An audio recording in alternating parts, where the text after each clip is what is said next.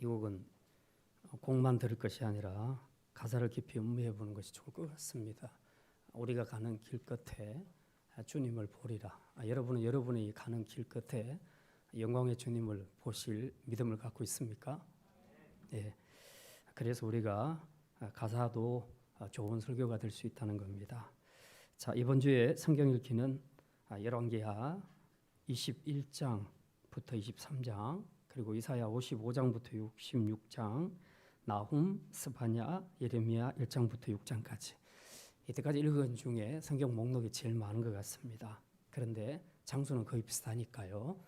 짧은 게 많기 때문에 부담 갖지 말고 읽으시길 바랍니다. 오늘은 그 중에서 나훔 3장 말씀 생각합니다. 가끔씩 보면 승승장구하던 사람들이 갑자기 몰락하는 그런 경우들을 우리가 종종 봅니다. 역사에서 보면 나라도 그렇고 그리고 개인도 그렇고 그런 사람들이 있습니다. 오늘 본문에 보게 될 그 아수르라는 제국도 바로 그런 나라 중에 하나입니다. 아수르는 세계 역사가들이 세계 5대 제국으로 꼽을 만큼 당대에 최고로 잘 나갔던 그런 나라였고, 그 누구도 이 나라를 무너뜨릴 수 없는 강한 나라여서 이 나라가 망할 것이다 라고 생각한 사람은 아무도 없었다는 겁니다. 그럼에도 불구하고 이 아수르 제국도 결국 망하게 됩니다. 강대국이 망한다는 것은 세상 역사의 주관자가 하나님이시라는 사실이고, 그 하나님이 그 나라를 그 점에서 내려놓았다, 그런 뜻입니다. 혹은 그들을 다시 리콜했다, 그렇게 표현할 수 있습니다. 왜 리콜을 하실까? 잘 나가는 선수를 왜 리콜할까? 그거는 잘 나가는 것은 자기 생각이고 감독이 봤을 때는 영 아니라고 생각하는 거죠. 그래서 야구나 축구 경기를 보게 되면 감독이 선수들을 벤치로 불러들일 때가 있습니다. 대부분 자기 생각과는 관계없이 감독의 판단이 아니라고 생각하면, 경기력이 부진하다고 생각하면 다시 불러들이는 겁니다. 그리고 이 부진이 너무 오랫동안 계속되면 이제 그 다음에는 그 선수와 계약을 안 하고 방출해 버립니다. 강대국이 역사에서 퇴출을 당하는 건 하나님의 관점에서 볼 때는 분명히 이유가 있다는 겁니다. 그건 바로 그들이 잘 나갈 때 자신들이 하나님의 손에 들려 있다는 이 사실을 깨닫지 못하고 교만하게 행하기 때문에 그렇습니다. 그러므로 우리는 이 열강들의 패망을 통해서 역사적인 교훈들을 찾아낼 수 있어야 합니다. 그래서 오늘은 이 북이스라엘을 멸망시키고 당시의 고대 근동 국가들을 제패했던 강대한 제국 아수르의 패망을 통해 그것이 주는 교훈이 무엇인지 우리가 오늘 함께 살펴보고자 합니다. 먼저 그 전에 이번 주에 읽게 될 내용을 간단히 소개합니다. 아까 말씀드렸듯이 목록이 많습니다. 열왕기하 22장, 23장을 이번 주에 읽게 될 건데, 거기에는 간단히 요약하면 요시야 왕의 종교 개혁 이야기가 나옵니다. 비록 어린 나이에 왕위에 오르지만 하나님을 극진히 사랑했던 이 요시야 왕은 퇴락한 성전을 수리하는 과정에서 발견된 율법책을 보고 하나님의 뜻이 무엇인지 다시 한번 깨달으면서 이제 그 당시에 만연했던 우상들을 척결하는 대대적인 종교 개혁을 하게 됩니다. 자, 그다음 스바냐서를 우리가 읽게 될 건데, 스바냐서 저자는 히스기야 왕의 4대 손인 스바냐가 쓴 것으로서 나훔과 거의 동시대에 활동했던 사람들입니다. 그가 회개를 촉구했던 이 메시지가 당시 요시야 왕에게 굉장히 큰 힘을 실어주어서 요시야 왕이 종교개혁을 하는데 큰 도움을 받았던 사람이 바로 스바냐 선지자입니다. 스바냐 선지자의 핵심 메시지는 이제 임박한 여호와의 날에 임할 악한 자에 대한 심판과 그리고 남은 자에 대한 구원, 악한 자에 대한 심판과 남은 자에 대한 구원, 이 두 가지를 동시에 주는 것이 스바냐의 핵심 메시지입니다. 그 다음 이사야서를 보게 되는데, 이번 주로서 이사야 마지막 부분들을 우리가 다 읽게 됩니다. 이사야 마지막 부분의 핵심은 뭐냐? 메시아 왕국의 회복입니다. 하나님을 배반한 이스라엘에 대한 하나님의 심판이 있지만 이게 결론이 아니라, 심판이 결론이 아니라 남은 자들에 대한 약속이 있다는 겁니다. 바로 하나님의 평화와 그리고 의가 넘치는 영화로운 왕국이 세워질 것이라. 이게 바로 메시아 왕국인데요. 결국 그 창세기 때 아브라함에게 약속했던 하나님 나라가 이제 드디어 완성이 되고 모든 열방이 이 마지막 날에 여호와 하나님을 경배하고 찬양하게 될 것이라. 그래서 그때는 민족의 차별 없이 이방인도 누구든지 예수를 믿으면 구원받을 수 있다는 이 희망의 복음, 이 희망의 메시지를 이사야서 마지막 부분에 배치하고 있습니다. 자, 그리고 이제 마지막으로 나훔서인데요. 이 스바냐 선지자와 동시대에 활동했던 이 나훔이 쓴 것으로 주된 내용, 이 전부 다 오늘 읽었던 내용을 포함해서 나훔 전체는 아수르의 멸망에 관한 이야기를 예언하고 있는 내용들입니다. 이 니느웨 아수르, 이게 이름이 교차돼도 말씀드렸듯이 아수르의 수도가 니느웨이기 때문에 니느웨나 아수르나 교차해서 사용해도 결국 같은 의미다라고 여러분이 이해하시면 됩니다. 사실 니느웨는 150년 전에 나훔이 활동하기 전 150년 전에 요나 선지자를 통해서 멸망이 경고된 적 있었습니다. 그런데 그때는 이 니느웨 사람들이 요나의 메시지를 듣고 다 회개를 합니다.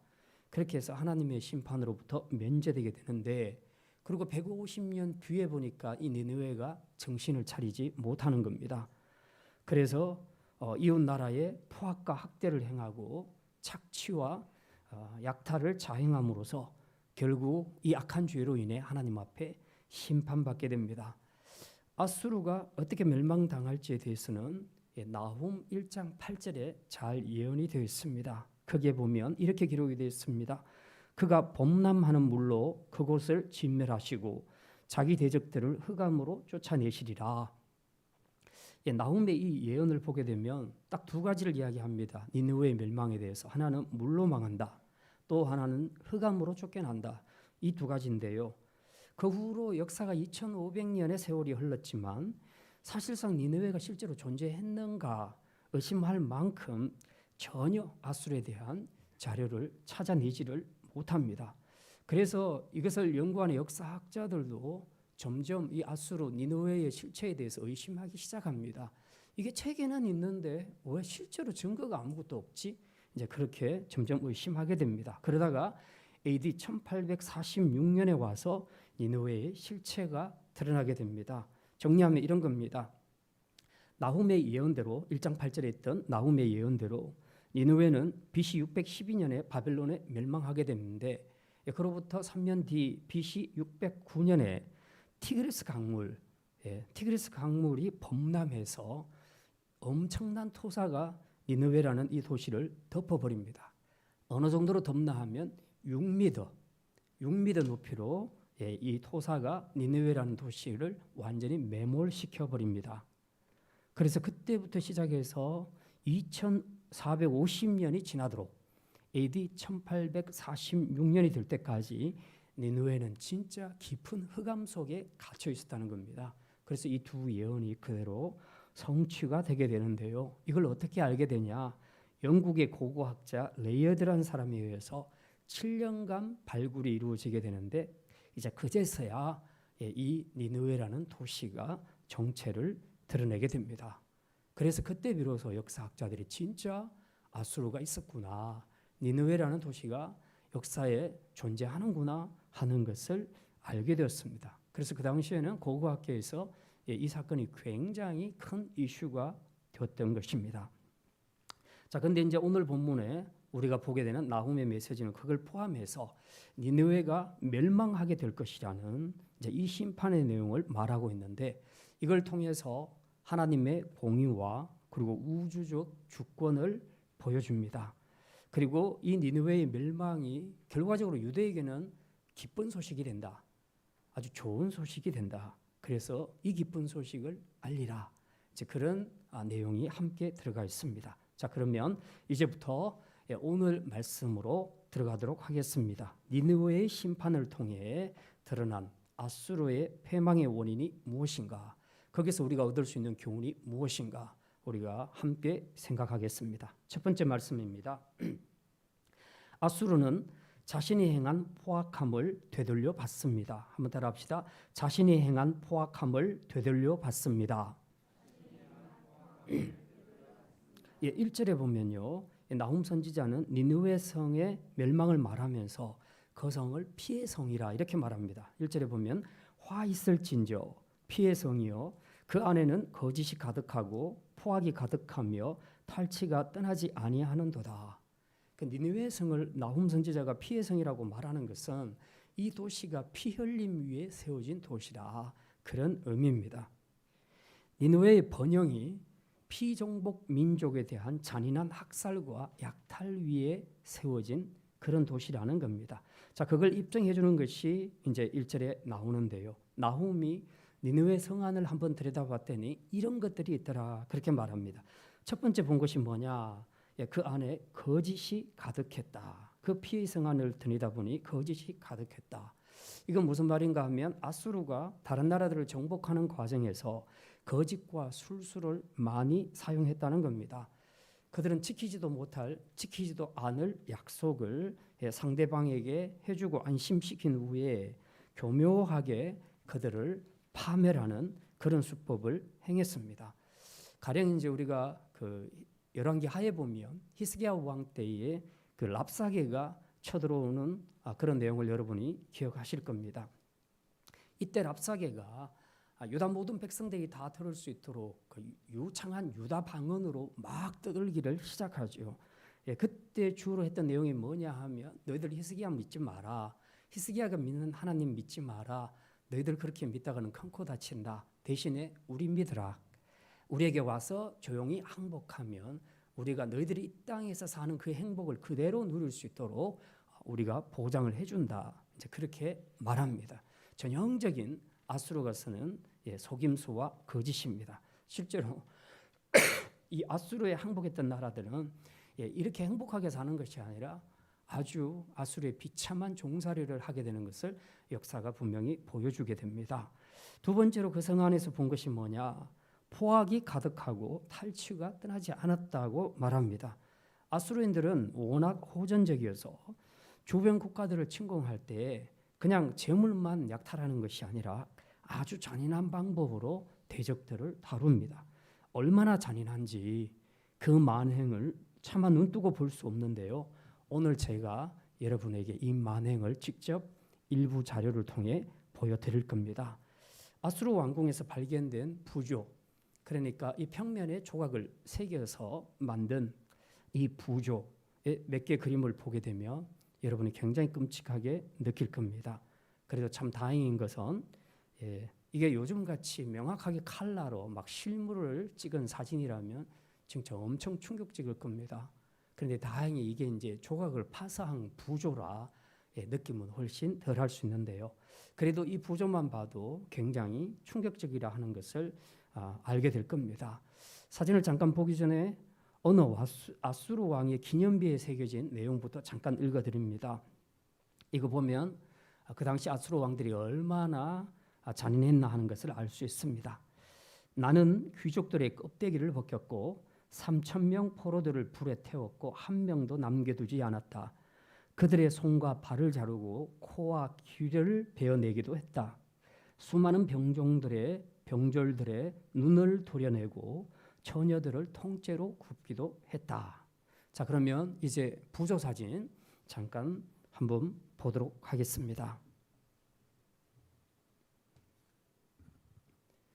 자, 여러분 그 그림만 봐서 잘 알 수 있을지 모르겠는데 지금 저 창 끝이 대적이 어디를 향하고 있습니까? 저 창이 눈을 향하고 있어요. 실제로 적을 사로잡아서 죽일 때 눈을 찔러버립니다. 굉장히 잔인하죠. 그 다음 그림 봅니다. 이거 지금 쇠망치 같은 걸로 머리를 그냥 내려 찍는 겁니다. 그냥 정상적으로 칼로 베서 죽이는 것이 아니라 망치로 때려서 죽이는 겁니다. 그 다음 그림요. 자, 이 그림은 사람이 이렇게 얼굴이 여기 있는데요. 이걸 지금 밟고 지나가는 겁니다. 아니 칼로 이 목을 지금 자르는 그런 장면입니다. 부조라 저도 좀 헷갈립니다. 예, 넘겨주세요. 자, 여기 보면 자른 머리를 들고 있죠. 자, 넘겨주세요. 예, 여기 보면 뭐죠? 그 머리 자른 것들을 다 모아놓습니다. 쌓아둡니다. 자, 그 다음 넘겨주세요. 자, 이게 바로 이제 사람 머리인데요. 누워 있으면 발로 밟는 겁니다. 그냥 밟고 막 지나가는 거예요. 자, 그 다음. 예, 이거는 쇠창 막대기에 사람의 하체를 찔러서 세우는 겁니다.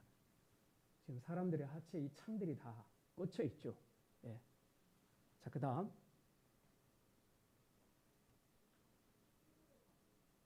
이거 뭐죠?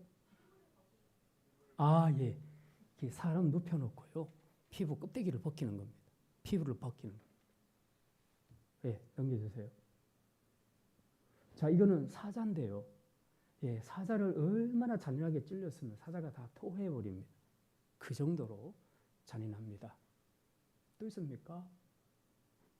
예, 여기까지 잠깐 보도록 하겠습니다. 자, 이게 그냥 우리가 부조로 봤기 때문에 느낌은 덜하지만 예, 생각해보면 굉장히 끔찍한 그런 형벌입니다. 이게 지금 사실일까 싶어도 실제로 이게 유적에서 발견된 것이라 이게 역사적인 사실입니다. 또 아수르 왕 살마네셀 우리가 잘 알죠. 예, 이 살마네셀은 이런 회고록을 남깁니다. 적들이 파놓은 참호를 우리는 그들의 시체로 가득 채웠고 넓은 들판을 그들의 시체로 덮었다.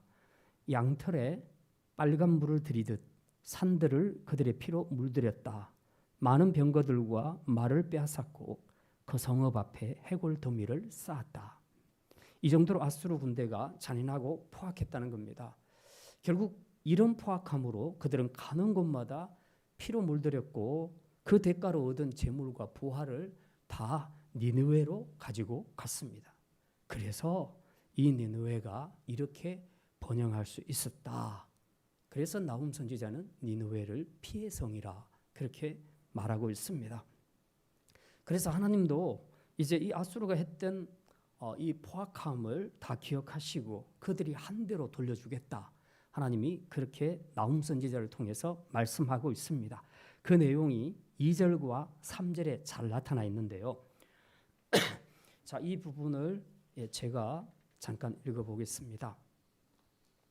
어떤 느낌인지 한번 눈으로 확인해 보십시오. 휙휙 하는 채찍 소리, 윙윙 하는 병거 바퀴 소리, 뛰는 말, 달리는 병거, 충돌하는 기병, 번쩍이는 칼, 번개 같은 창, 죽임당한 자의 때, 죽음의 큰 무더기, 무수한 시체요. 사람이 그 시체에 걸려 넘어지니. 이 두 절을 보면요. 표현이 아주 독특하지요. 이건 지금 니느웨 성이 바벨론에게 함락될 때의 상황을 나훔 선지자가 미리 상상해서 시각적, 청각적인 심상을 사용해서 묘사한 내용입니다. 그런데 이 단어들을 제가 읽었는데 이 연결들을 보면요. 짧고 연쇄적인 이 단어들이 마치 음악의 스타카토처럼 신나게 리듬을 타고 그렇게 이어지는 것을 우리가 볼 수 있습니다.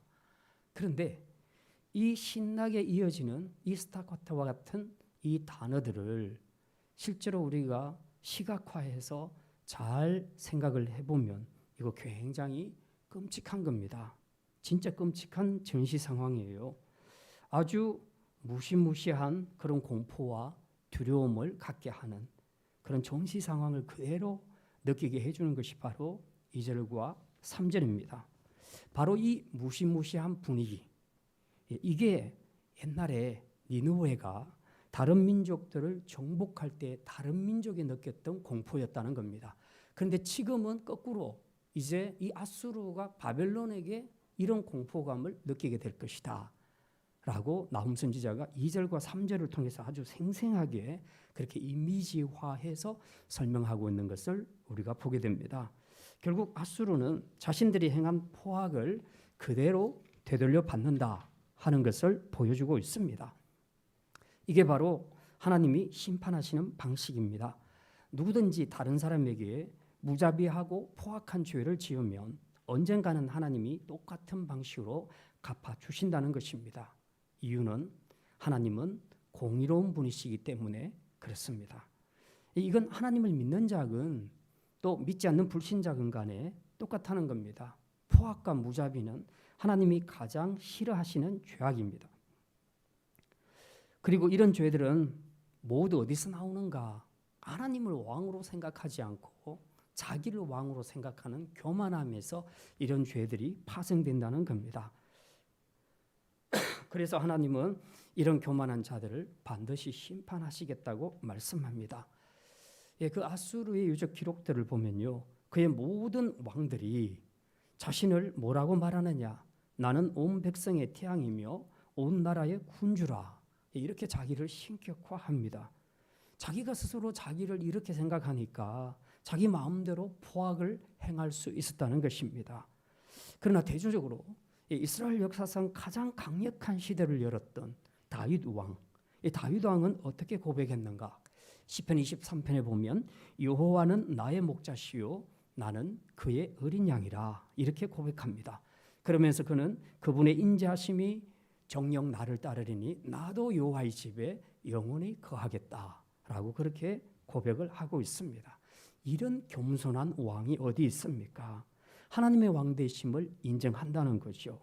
이게 바로 아수르가 지향하는 세상 제국과 다윗이 지향하는 하나님 나라, 제사장 나라의 차이를 보여주고 있다 하는 것을 우리는 확실히 알 수 있습니다. 그러니 이제 그 제사장 나라, 하나님 나라 백성된 우리 성도들은 어떤 삶을 살아야 하겠습니까? 우리가 하나님 나라 백성으로서 이 땅에 사는 동안 자비와 사랑을 베풀므로 자비와 사랑으로 되돌려 받겠습니까? 아니면 무자비와 포악을 행함으로 무자비와 포악으로 되돌려 받겠습니까? 선택은 우리의 몫입니다. 두 번째 말씀입니다. 아수르는 간교한 음료로 수치를 당합니다. 한번 따라합시다. 간교한 음료로 수치를 당합니다. 4절에 보면요, 이렇게 기록합니다. 이는 마술에 능숙한 미모의 음녀가 많은 음행을 행함이라. 그가 그의 음행으로 여러 나라를 미혹하고 그의 마술로 여러 족속을 미혹하느니라. 남선지자는 니느웨를 마술에 능한 미모의 음녀라고 그렇게 규정을 하고 있습니다. 여기서 마술에 능하다는 것은 우리가 뭐 애들에게 보이는 그 마술 시범 이런 것들을 이야기하는 것이 아니고요. 아수르가 피정복 국가들에게 자주 했던 술수와 거짓말을 이야기합니다. 아수르는 자주 너희가 우리의 식민 통치를 받으면 많은 혜택을 누리게 되고 행복하게 살 수 있다라고 그렇게 거짓말을 해서 실제로 이 말에 속은 나라들이 쉽게 항복을 하는 그런 경우들도 많았습니다. 아까 우리가 랍사게가 말했던 것이 전형적인 대표적인 예라고 볼 수 있습니다.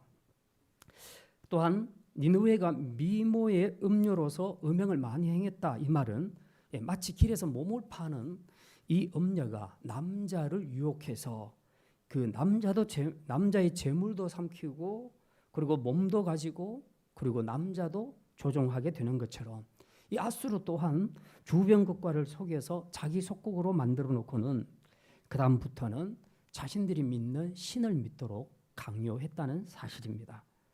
이처럼 아수르는 간교한 술수와 속임으로 나라도 취하고 신앙도 비교하게 만드는 이런 영적인 음녀라 그렇게 나훔이 지적하고 있습니다. 실제로 열왕기하 16장에 보면 남유다의 아하스 왕도 이런 오류를 범하게 되죠. 이게 몇 주 전에 제가 설교했던 내용에 들어가 있는데요. 북이스라엘 왕 베가와 아람 왕 레신이 손을 잡고 그 남유다를 공격하게 되죠. 이때가 아하스 왕 때인데요. 아하스가 감당할 길이 없으니까 당시 실세였던 아수르 왕 디글랏 빌레셀에게 도움을 요청하게 됩니다. 그래서 그 위기를 모면하지만 그것이 이제 인연이 되어서 아수르를 자꾸 드나들게 됩니다. 한 번은 아수르 왕의 초대로 다메섹에 갔다가 거기서 아수르 신을 섬기는 제단을 보게 되고요. 그리고 거기서 하고 있는 화려한 의식을 보게 됩니다. 그걸 보고 이제 똑같이 영향을 받고 또 아수르의 영향을 받아서 자신도 똑같이 우리 유다에도 이런 제단이 있었으면 좋겠다. 그렇게 해서 제사장 우리아에게 그것을 똑같이 본받아 만들라고 본을 떠서 주게 됩니다. 그래서 결국은 그 만든 제단에서 이스라엘이 아수르 신을 섬기는 이런 우상 숭배에 들어가게 됩니다. 결국 아수르의 영적인 영향이 마지막에는 이런 우상 숭배로 이어지는 것을 우리가 알 수 있습니다. 이처럼 아수르는 영적 음녀가 되어 피정복 국가들로 하여금 아수르 신을 섬기도록 했습니다. 이게 바로 아수르의 간교함이라는 겁니다. 그래서 나훔은 이 간교한 아수르를 미모의 음녀라고 칭합니다. 그리고 하나님도 이 아수르의 간교함에 대해서 그대로 갚아주시겠다고 말씀합니다. 어떻게 갚아준다고 합니까? 5절에 그 내용이 잘 나와 있습니다. 우리 5절 말씀 함께 읽겠습니다. 보라, 내가 내게 말하노니 만군의 여호와의 말씀에 내 치마를 걷어올려 내 얼굴에 이르게 하고 내 벌거벗은 것을 나라들에게 보이며 내 부끄러운 것을 못 민족에게 보일 것이요. 여기 보면 이 5절의 방식, 이 방식은요, 아수르가 피종박 국가들에게 자신들이 행했던 방식입니다. 여자 프로에게는 여기 5절에 기록된 것처럼 치마를 걷어올려 그 치부가 드러나게 하고, 남자 포로들은 아예 나체로 만들어버려서 수치심을 느끼도록 했다는 겁니다. 이게 아수르가 했던 일이에요. 그런데 하나님은 이제 그들이 했던 것과 똑같은 방식으로 갚아주겠다고 말씀하고 있습니다. 무슨 말입니까?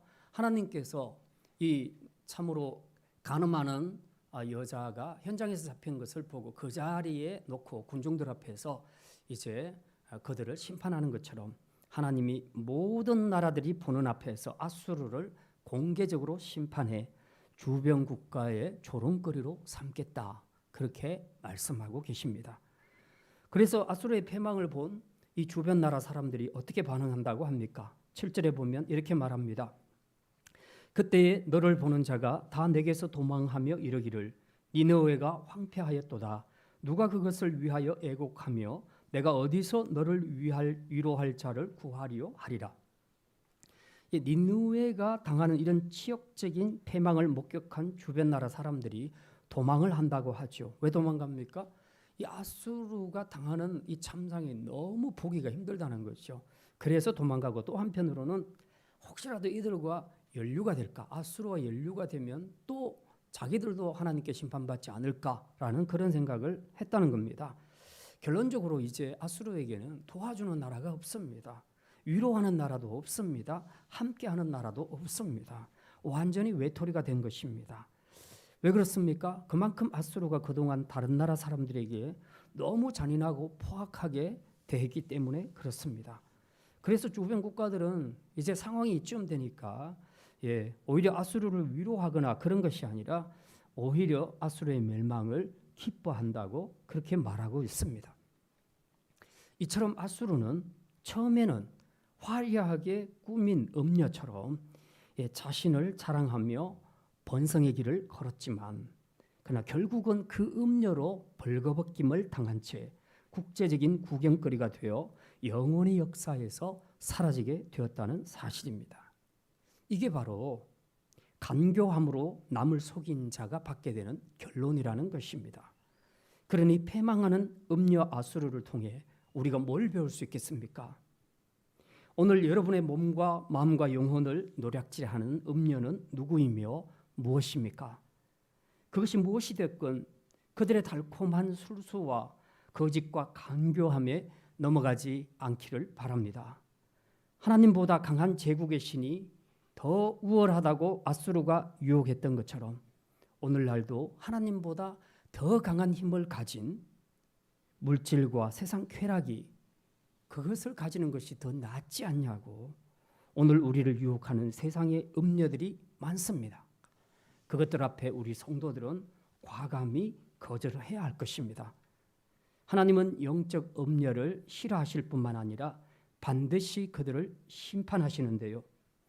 동시에 하나님은 이 아수르뿐만이 아니라 그들에게 미혹되어 하나님을 버리고 다른 세상적인 것들을 우상처럼 쫓는 하나님의 백성들 역시 하나님이 그들이 행한 대로 심판하신다고 말씀하고 있습니다. 하나님이 원하시는 것은 우리가 생각하는 것처럼 화려함과 힘을 자랑하는 미모의 음녀가 아니라, 그런 삶이 아니라 몸과 마음을 깨끗이 지켜 오직 하나님만을 섬기는 현숙하고 정결한 그리스도의 신부로 사는 자들임을 믿으시기를 바랍니다. 자, 이제 마지막 세 번째 말씀입니다. 하나님의 심판은 아무도 막을 수 없습니다. 한번 따라합니다. 하나님의 심판은 아무도 막을 수 없습니다. 예, 오늘 본문이 길어서 8절부터 13절까지는 제가 생략했습니다. 읽지 않았는데요. 여기 내용을 간단히 소개해 드립니다. 거기 8절에 보면요, 노아몬이라는 도시가 나옵니다. 이 전체 내용은 노아몬이라는 도시와 그리고 망하게 될 니느웨라는 도시를 지금 비교하는 내용이 거기에 기록이 되어 있습니다. 노아몬이라는 도시는 굉장히 생소한데요. 역사에서 보면 애굽에 있는 유명한 도시 테베를 가리킵니다. 테베라는 도시를 가리키는데 이 테베라는 도시는 지형이 특이합니다. 주위에 강들로 둘러싸여 있고 그리고 앞에는 바다가 방어벽이 되어서 천혜의 요새라고 합니다. 그리고 이 테베 주변에는 테베를 돕는 강한 힘을 가진 민족들이 많았습니다. 애굽과 구스 그리고 붓과 루빔도 애굽을 돕는 강한 나라라고 성경에서 지금 말하고 있습니다. 그래서 어느 누구도 이 테베를 건드릴 수가 없었고, 그래서 테베가 누군가에게 정복당한다는 것, 이거는 생각할 수도 없는 일이었습니다. 그런데 이 난공불락의 요새가 BC 663년에 아수르의 아슈르 바니팔에게 점령당하고 맙니다. 그때 테베 주민들 상당수는 아수르의 포로가 되는데요.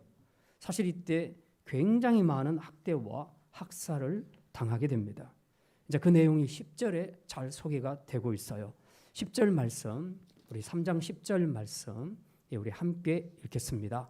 그가 포로가 되어서 사로잡혀 갔고 그의 어린아이들은 길 모퉁이에 메어침을 당하여 부서졌으며 그의 존귀한 자들은 제비 뽑혀 나뉘었고 그의 모든 권세자들은 사슬에 결박되었나니. 예, 아이들을 그냥 끌고 가다가 길 모퉁이에 그냥 메어쳐서 던져버려서 애들이 부서져서 죽게 된다. 테베의 높은 귀족들은 자기들끼리 제비 뽑아서 나눠 가지면서 자기 종으로 만든다.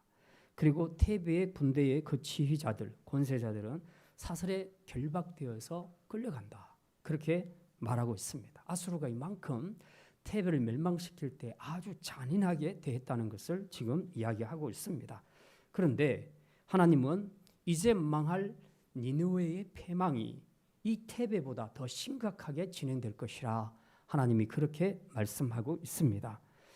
즉 아수르가 했던 똑같은 방식으로 하나님께서 이 아수르가 바벨론에게 당할 것이라고 경고하고 있습니다.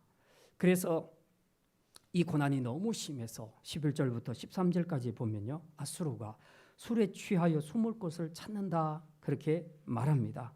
이거는 그 아수르가 바벨론에 망할 때에 말하자면 숨을 곳을 찾는다. 그냥 자취를 감추고 싶다는 겁니다. 내가 없어져야 이런 고난을 당하지 않지. 그래서 결국 자취를 감추게 되는데 실제로 아수르가 역사에서 사라지게 됩니다. 12절에 보면 그때 니느웨의 산성, 즉 요새들을 이야기하는데 이 요새들은 마치 무화과 나무에 그 처음 익은 열매가 그냥 살짝 흔들기만 해도 막 떨어지는 것처럼 그렇게 다 무너질 것이라. 요새들이 그렇게 다 무너질 것이라 그렇게 예언합니다. 또 13절에 보면 아수르의 장정들은 약해지고 여인들처럼 약해지고 성문들은 넓게 열리고 문빗장은 불에 탄다. 그렇게 말합니다. 이 장정이란 것이 더 이상 남자가 아니에요. 여자처럼 완전히 약해졌다는 겁니다. 그리고 문은 닫아도 소용이 없어요. 아주 넓게 열리게 되어 있다. 그리고 문빗장은 불에 탄다. 화공으로 이 바벨론의 공격을 받아서 예루살렘 성이 완전히 불타고 그렇게 망하게 된다는 것을 이야기합니다. 그래서 이 상황을 이제 예언을 말하면서 나훔은 너무 답답한 나머지 니느웨에게 몇 가지 조언을 해주고 있습니다. 사실은 이 조언이 조언이 아니라 비꼬는 말이죠. 그 조언의 내용이 14절부터 16절까지에 나와 있는데요. 정리하면 이렇습니다. 첫 번째 조언이 뭐냐? 14절에 너는 물을 길어서 포위할 때를 대비하라. 그렇게 말합니다. 무슨 말입니까? 성이 포위가 되면요, 장기전으로 들어가게 되죠. 그러면 가장 시급한 것이 식수입니다. 물 문제입니다. 그래서 너는 물을 길어서 포위할 때를 대비하라고 조언해 줍니다. 두 번째 조언은요, 산성을 견고하게 하고 벽돌 가마를 수리하라는 겁니다. 산성을 견고하게 하라는 것이 뭡니까? 성벽을 수리해서 튼튼한 요새를 만들으라는 건데요. 자, 이렇게 하기 위해서는 벽돌 하나하나가 아주 견고해야 됩니다. 이 벽돌을 만들 때에 진흙으로 이겨서 이제 굳힐 때 햇빛에 말리는 방법이 있고, 그리고 가마솥에 넣는 방법이 있습니다. 굽는 방법이 있습니다. 그런데 전자보다는 후자, 즉 가마솥에 넣는 것이 훨씬 더 벽돌이 견고하다고 합니다. 그래서 이 나훔 선지자는 튼튼한 벽돌을 만들기 위해서 가마부터 수리해라, 그렇게 말합니다. 세 번째 조언은 15절에 나오죠. 느치같이 메뚜기같이 많게 하라. 무슨 말입니까? 느치떼가 이제 메뚜기 떼와 같은 종류인데요. 느치떼가 한번 싹 훑고 지나가게 되면 초목을 완전히 다 싹쓸이 해버립니다. 우리가 출애굽기에 나오는 그 메뚜기 재앙을 보면 알 수가 있죠. 완전히 다 쓸어버립니다. 그것처럼 바벨론 군대가 와서 니느웨를 초토화시키게 되면 니느웨는 완전히 폐허가 될 것이라, 그렇게 말씀합니다. 그래서 나훔이 뭘 이야기합니까? 느치같이 스스로 많게 하라. 이 말은 군사를 더 모아라, 이거 갖고 안 된다. 군사를 더 모아라고 그렇게 말합니다. 하지만 결론은 네가 아무리 군사를 모으고 해도 하나님이 아수르를 심판하는 것을 막지는 못할 것이다 하는 것을 지금 비꼬고 있는 그런 말씀입니다.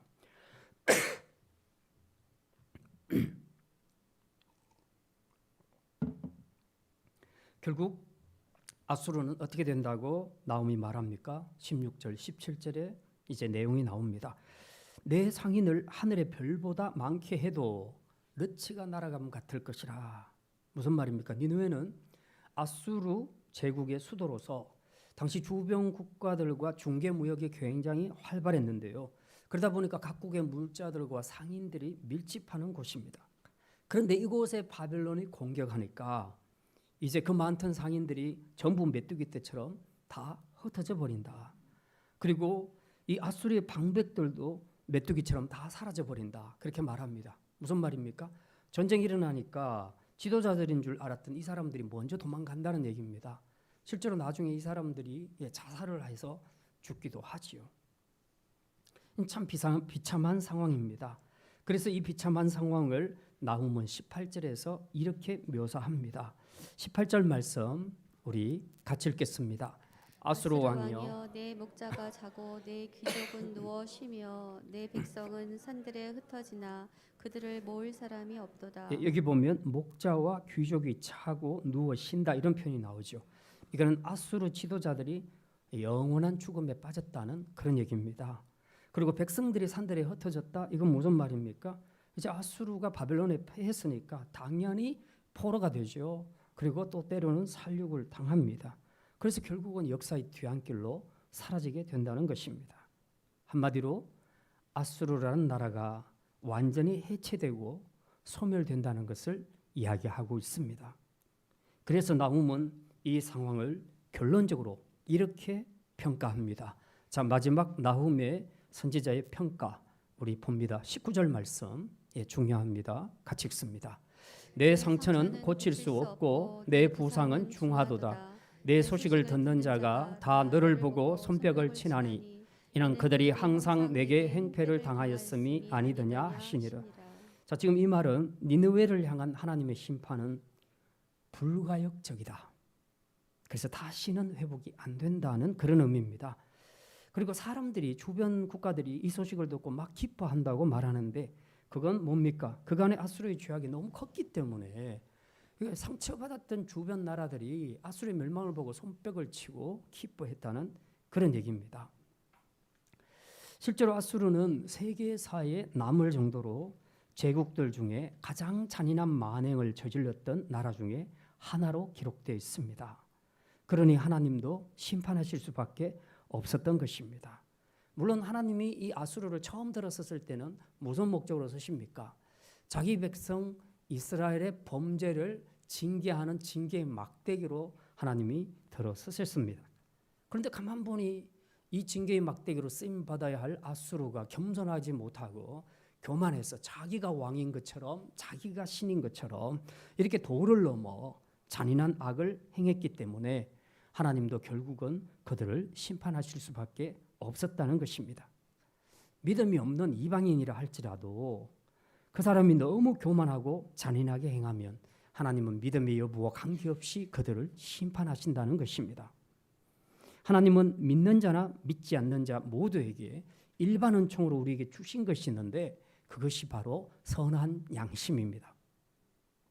이 선한 양심은 불신자나 신자나 다 가지고 있는 것인데 이것이 바로 어떻게 보면 하나님이 우리 내면에서 말씀하시는 음성이라고 우리가 해석하면 됩니다. 그래서 이 내면의 소리를 잘 듣는 사람, 이 양심의 소리를 잘 듣는 사람들은 비교적 선을 행하며 살아가게 됩니다. 그러나 이걸 외면하고 포악을 행하는 사람은 그가 신자건 불신자건 관계없이 하나님은 그를 심판하십니다. 그리고 하나님이 한번 심판하시면 아무도 막을 수 없다고 말씀하고 있습니다. 왜 그렇습니까? 그분이 역사를 주관해가는 주관자이기 때문에 그렇습니다. 그리고 그분이 이 심판하는 기준은 바로 하나님의 공의에서 비롯되기 때문입니다. 그래서 이 둘을 절대로 양보할 수가 없는 거죠. 그래서 하나님이 한번 심판하시면 아무도 막을 수 없다고 말씀합니다. 그건 참 우리 인간에게는 절망이 되는 거죠. 그러나 우리가 절망할 필요가 없습니다. 하나님은 공의의 하나님이시지만 동시에 하나님은 사랑의 하나님이십니다. 무조건 죄를 심판하시는 분이 아니라 죄인들에게 돌아올 수 있는 기회를 주시는 하나님이십니다. 무서운 불가역적인 심판을 내리시기 전에 하나님은 반드시 경고의 말씀을 주셔서 그걸 듣고 돌아올 수 있는 기회를 주시는, 그리고 그들이 돌아올 때까지 기다리시는 자비와 인내의 하나님이시다 하는 것을 우리가 또한 기억해야 합니다. 그러므로 하나님의 무서운 심판이 임하기 전에 우리는 그분이 주시는 말씀 앞에서 자신을 정직하게 돌아보고 죄를 회개함으로써 다시 돌아오도록 우리가 그렇게 결단해야 합니다. 그것은 우리의 몫입니다. 그러면 우리가 무슨 죄를 지었건 관계없이 주님은 십자가 보혈로 저와 여러분의 죄를 깨끗하게 용서해 주시고 우리를 구원의 반열에 세워주실 줄 믿습니다. 이제 말씀을 마칩니다. 오늘 우리는 니느웨의 패망을 통해 몇 가지 교훈을 생각했습니다. 첫째, 아수르는 자신이 행한 포악함을 되돌려 받았습니다. 누구나 행한 대로 보상받습니다. 우리가 정말 하나님 나라 백성이 맞다면 포악이 아닌 자비를 베푸는 사람이 되시기를 바랍니다. 둘째, 아수르는 간교한 음료로 수치를 당합니다. 성도는 하나님보다 세상을 더 바라보게 하는 영적 음료의 유혹을 물리치고 정결한 주님의 신부로 살아야 합니다. 셋째, 하나님의 심판은 아무도 막을 수 없습니다. 죄에 대한 심판은 반드시 있습니다. 하나님은 공의의 하나님이시기 때문입니다. 그러나 하나님은 심판 전에 반드시 우리에게 경고의 말씀을 주셔서 듣고 회개하는 자에게는 십자가 보혈로 용서해 주시는 사랑의 하나님이심을 믿으시기를 바랍니다.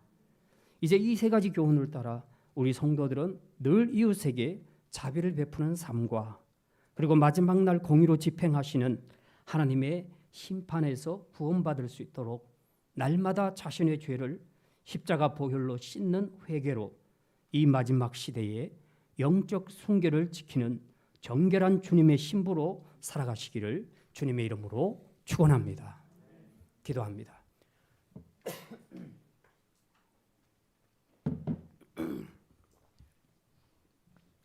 하나님, 니느웨의 패망을 통해 우리 성도들이 이 땅에서 어떻게 하나님 나라 백성으로 살아야 할 것인지를 깨닫게 해주시니 감사합니다.